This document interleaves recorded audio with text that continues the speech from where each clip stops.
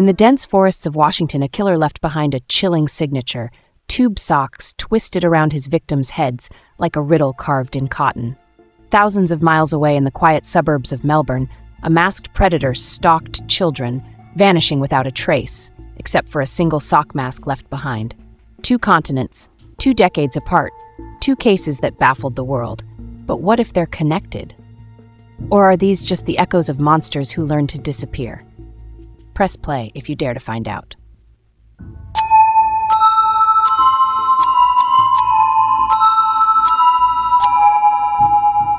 Story 1. In the summer 1985, deep in the evergreen forests of Washington state, something terrifying was happening.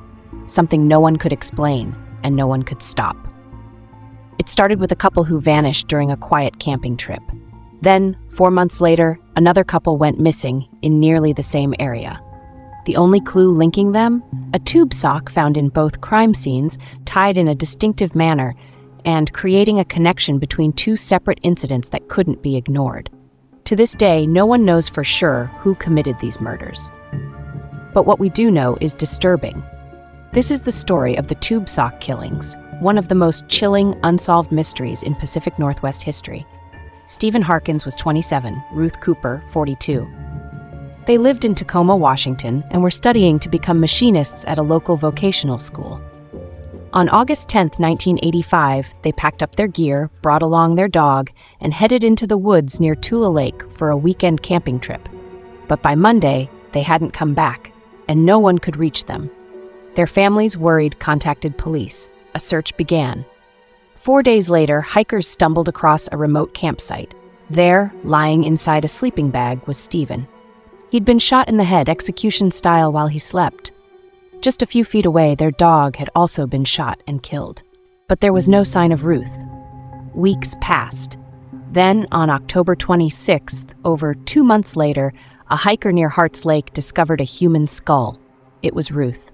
2 days after that, searchers found her body and her purse about 50 feet from where the skull had been.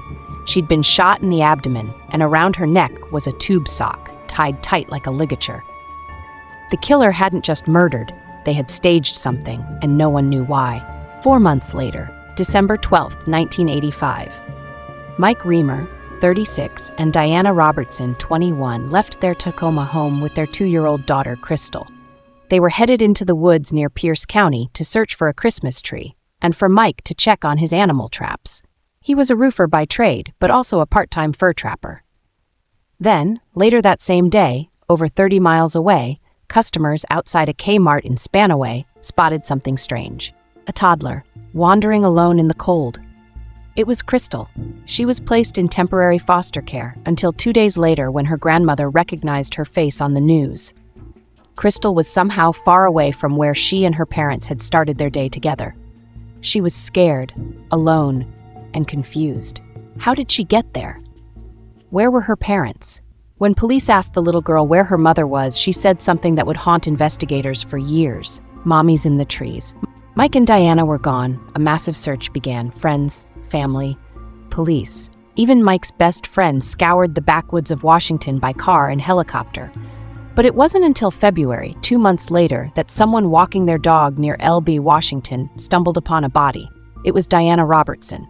She had been stabbed 17 times.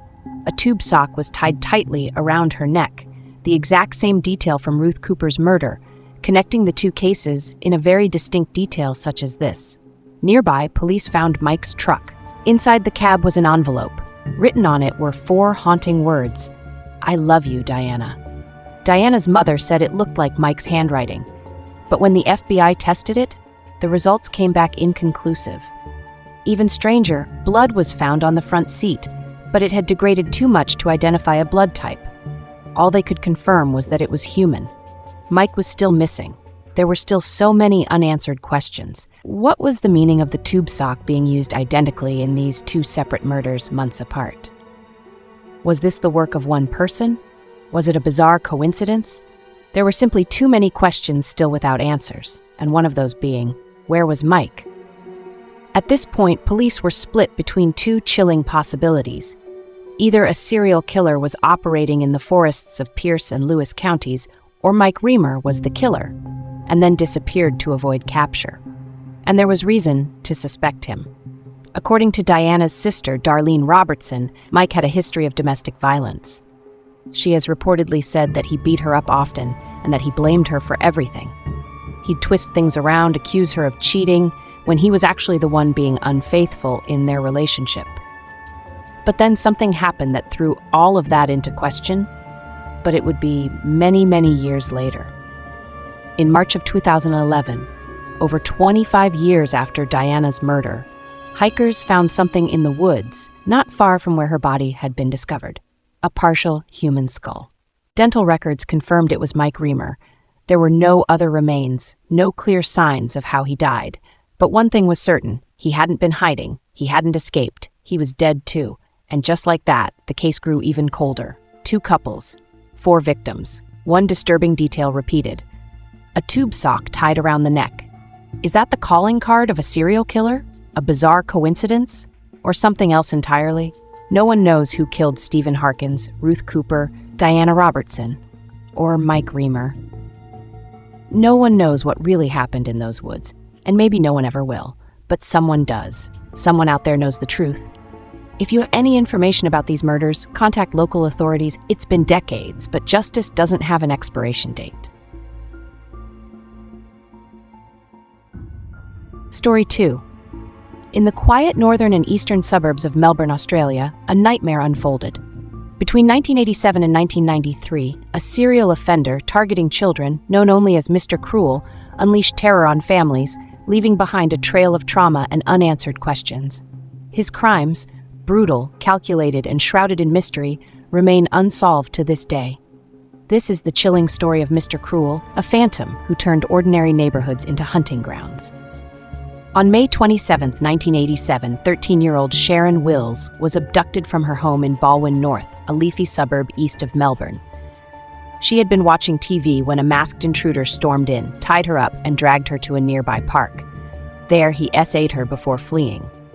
The attack was swift but meticulous.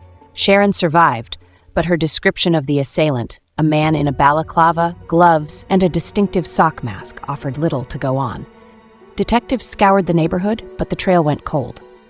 Unbeknownst to them, this was only the beginning. 3 years later, on April 17, 1990, 12-year-old Nicola Linus vanished while walking home in Vermont South, another eastern Melbourne suburb. Her mother returned home to find the front door ajar and Nicola gone. This time, the predator's methods were even more chilling. Nicola was kidnapped, bound with tape, and driven to a remote location where she was assaulted. Miraculously, she escaped after biting her attacker's hand and fleeing into the woods. Her account mirrored Sharon's, a masked man, methodical planning, and a vehicle described as a dark-colored Ford Falcon. Police now faced a serial offender, but the lack of DNA evidence and consistent forensic links stymied progress. The press dubbed him Mr. Cruel, a name that would haunt Australia for decades. The horror reached its peak on April 2, 1993. Carmine Chan, a gifted 14-year-old from Doncaster East, was home alone when her parents left for work. Surveillance footage captured a masked man entering her neighborhood, but what happened next remains a harrowing mystery. Unlike the previous attacks, Carmine was never seen alive again. Her body was discovered 6 weeks later in a shallow grave near a freeway, miles from her home. The cause of death? Blunt force trauma to the head. No SA was confirmed, but the brutality of her murder suggested a predator who had evolved or snapped. The discovery of a single sock near her remains fueled speculation that Mr. Cruel had left his signature behind. But investigators could not confirm its connection to the earlier attacks. Detectives launched one of Australia's largest manhunts. Over 1,500 suspects were interviewed, and hundreds of homes were searched. Yet Mr. Cruel vanished, leaving behind only fragments. A dark Ford Falcon spotted near 2 crime scenes, a pattern of targeting girls aged 12 to 14, often during daylight hours.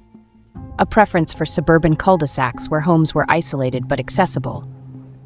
Investigators explored links to other cases, including the unsolved disappearance of 16-year-old Daniel Morecambe in Queensland and even the Golden State Killer in the US, though no concrete connections were found. Theories abounded. Was Mr. Cruel a local who fled, A transient criminal who died in obscurity, or did he simply stop, satisfied, or silenced? Decades later, the scars remain. Parents still recount the era when children were forbidden from walking alone. The case has inspired documentaries, podcasts, and even a book by author Andrea Dunlop, who calls Mr. Cruel a ghost who defined an entire generation's fear. For the families, closure is elusive. Sharon Wills, Nicola Linus, and Carmine Chan's parents live with the knowledge that justice never came.